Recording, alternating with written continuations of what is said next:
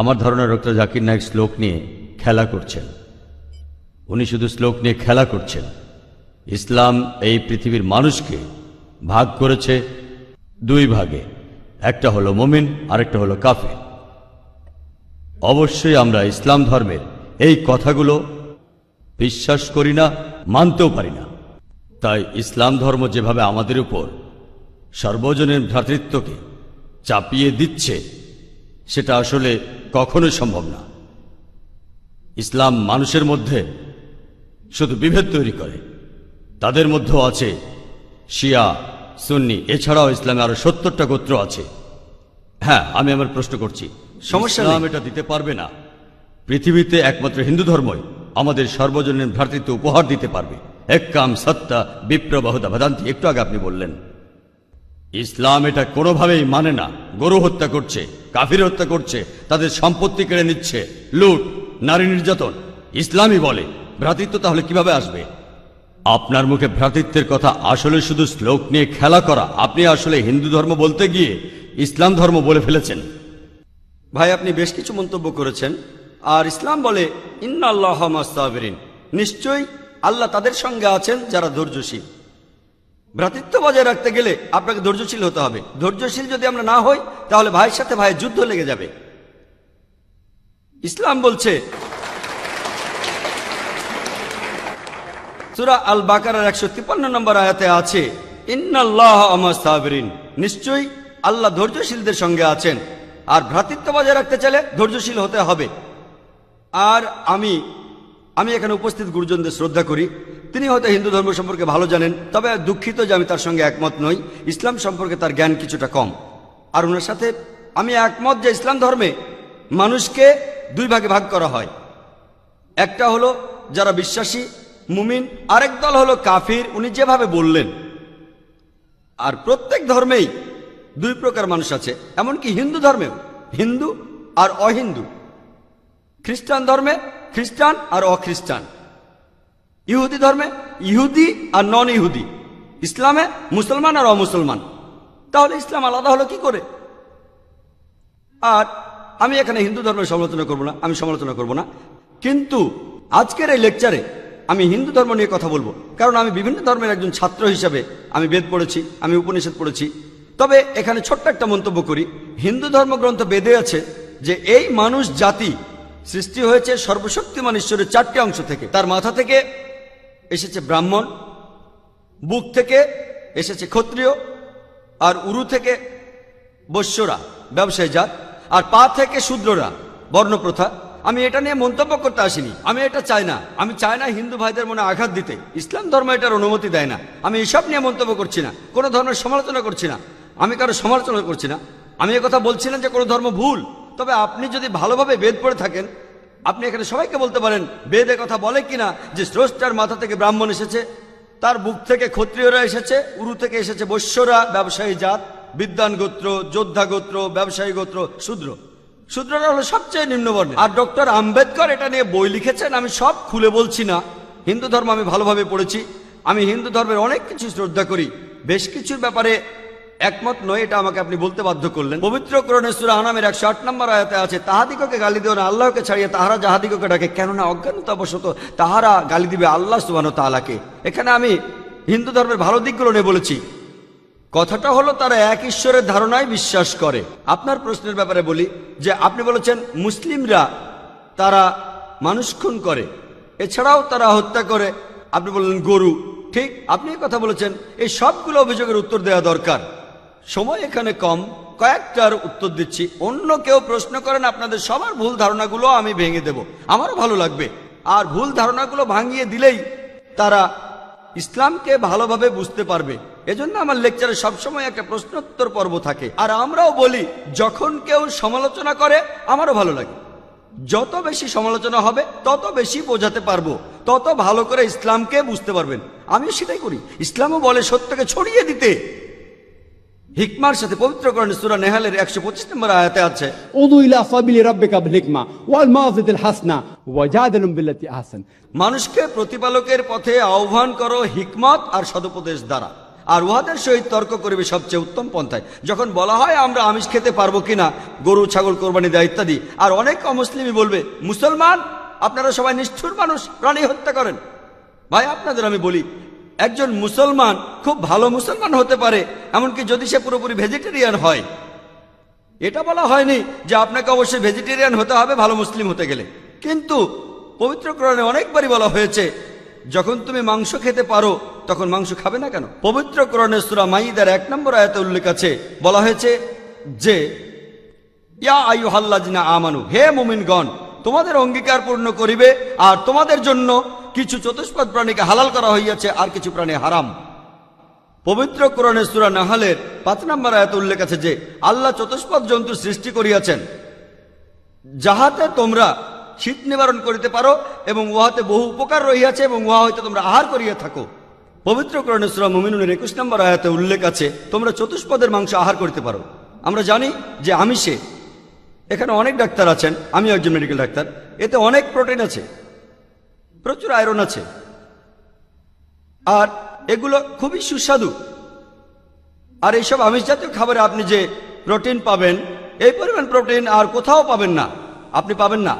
নিরামিষের মধ্যে সয়াবিনে আপনি সবচেয়ে বেশি প্রোটিন পাবেন, সেটাও আমিষের প্রোটিনের চেয়ে অনেক কম। আর এবার আমি গরু হত্যা নিয়ে কিছু কথা বলি। যদি হিন্দু ধর্মগ্রন্থগুলো পড়েন, আমি এখানে কোন ধর্মের সমালোচনা করছি না, ভাই একটা প্রশ্ন করেছেন তাই আমাকে সত্য কথাটা বলতে হবে। হিন্দু ধর্মে আমিষ খাওয়ার অনুমতি দেওয়া হয়েছে। হিন্দু ধর্মগ্রন্থে দেখবেন সাধুসন্তরা আমিষ জাতীয় খাদ্য খায়, এমনকি গরুর মাংস। পরবর্তীতে অন্যান্য বেশ কিছু ধর্মের প্রভাবে, যেমন ধরুন জৈন ধর্ম ইত্যাদি, মানুষের উপর অহিংসার দর্শনের প্রভাব এসে পড়ল, তারা প্রাণী হত্যা বাদ দিল, তারা এই দর্শনটাকে তাদের জীবনধারায় যোগ করলো।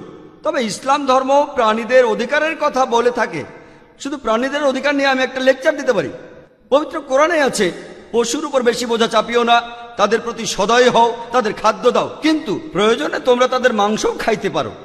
আর যদি আপনি অন্যান্য ধর্মগুলো ভালোভাবে দেখেন, অনেকে আমিষ খেতে বারণ করেছে। এই দর্শনের ভিত্তিটা হলো এই যে আপনি প্রাণী হত্যা করবেন না, কারণ তাদের জীবন আছে, সে কারণে আমিষ খাওয়াটা অন্যায়। আমি এর সাথে একমত। যদি কোনো মানুষের পৃথিবীতে মানুষ হত্যা না করে থাকে, সেখানে আমিই থাকবো সবার উপরে। সর্বজনীন ভ্রাতৃত্ব হিন্দু ধর্মে আছে যে সব প্রাণী আপনার ভাই। প্রত্যেক প্রাণী, হোক সে সাপ, পাখি অথবা পতঙ্গ। আমি আপনাদের একটা প্রশ্ন করছি যে কোন মানুষটা হাজার হাজার ভাইকে না মেরেও 5 মিনিটের জন্য বেঁচে থাকতে পারে? এখানে যারা মেডিকেল সায়েন্স পড়েছেন তারা ভালো বুঝতে পারবেন যে আপনারা যখন নিঃশ্বাস নেন তখন আপনার শরীরে প্রচুর ময়লা জীবাণু ঢুকে, সেগুলোকে মেরে ফেলেন। তার অর্থ এই ধর্মে বাঁচার জন্য আপনার ভাইদের আপনি মেরে ফেলছেন। ইসলামের সর্বজনীন ভ্রাতৃত্ব বলে মানুষ জাতির প্রত্যেকেই আপনার ভাই। বিশ্বাসের ভ্রাতৃত্বে প্রত্যেক মুসলমানই ভাই ভাই, প্রত্যেক প্রাণীই আমার ভাই নয়।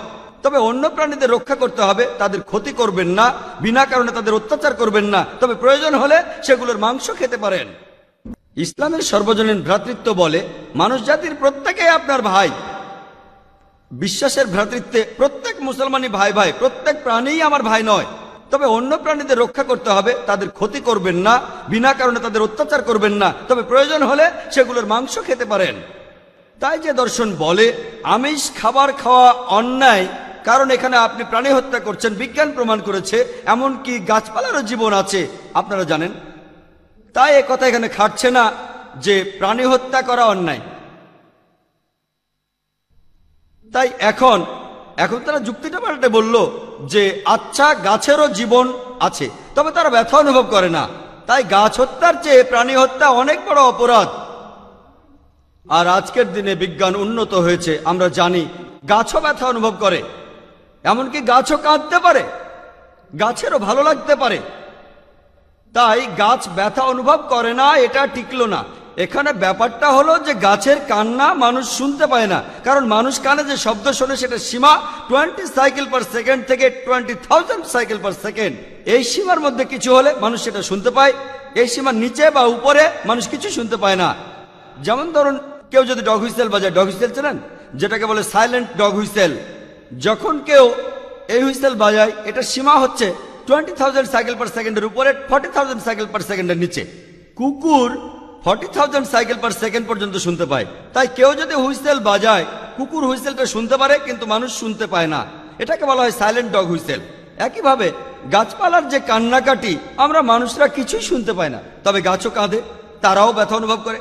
আমাদের একজন ভাই বললেন, যিনি বিষয়টা নিয়ে বেশ তর্ক করছিলেন, আর আমাকে বললেন, ভাই জাকির, আপনার কথা আমি মেনে নিলাম যে গাছপালারও জীবন আছে, তারাও ব্যথা অনুভব করে, তবে আপনি কি জানেন যে গাছের দুটো ইন্দ্রিয় কম আছে, তাদের 3টা ইন্দ্রিয় আছে, পশু পাখির ইন্দ্রিয় আছে 5টি। তাই গাছপালা হত্যার চেয়ে পশু হত্যা করা অনেক বড় অন্যায়। আমি তাকে বললাম যে ভাই, ধরুন আপনার একজন ছোট ভাই আছে, সে ছোটবেলা থেকে বোবা আর কালা, দুটো ইন্দ্রিয় কম। সে বড় হওয়ার পরে কেউ একজন তাকে খুন করে ফেললো, আপনি কি বিচারককে বলবেন, ও মাই লর্ড, এই খুনিকে কম শাস্তি দিন কারণ আমার ভাইয়ের দুটো ইন্দ্রিয় কম ছিল? এই কথাই বলবেন?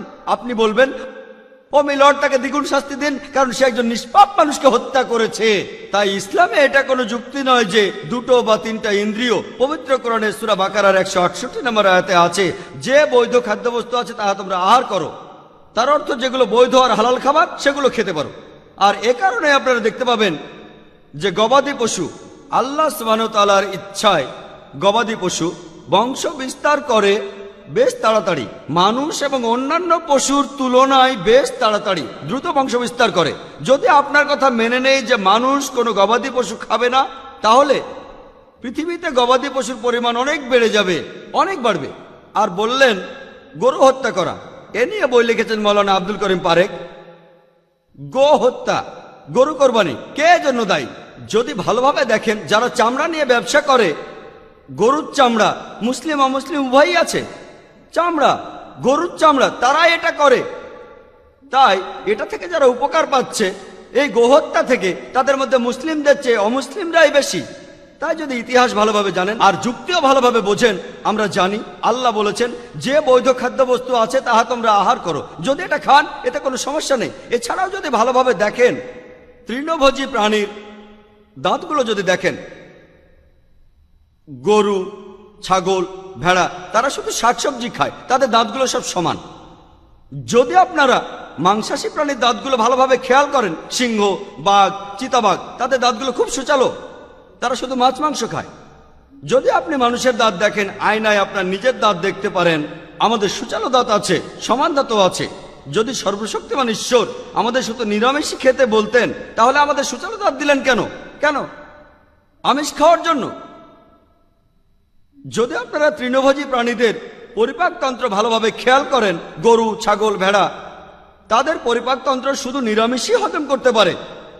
মাংসাশী প্রাণীগুলোর পরিপাকতন্ত্র, বাঘ, সিংহ, চিতাবাঘ, তারা শুধুমাত্র আমিষ হজম করতে পারে। আর আমাদের মানুষের পরিপাকতন্ত্র আমিষ নিরামিষ দুটোই হজম করতে পারে। যদি সর্বশক্তিমান ঈশ্বর আমাদের শুধু নিরামিষই খেতে বলতেন, তাহলে কেন এমন পরিপাকতন্ত্র দিলেন যেটা আমিষ নিরামিষ দুটোই হজম করতে পারে? তাই বিজ্ঞান নিয়ে যদি পরীক্ষা করেন, সৃষ্টিকর্তা আমাদের আমিষ নিরামিষ দুটোই খাওয়ার অনুমতি দিয়েছেন। আশা করি উত্তরটা পেয়েছেন। যদি আপনার অন্য কোনো প্রশ্ন, কোনো ভুল ধারণা থাকে, আমি আনন্দের সাথে তার উত্তর দেব। একবারে একটা ধারণা বলবেন যাতে আমি তা দূর করার সময় পাই।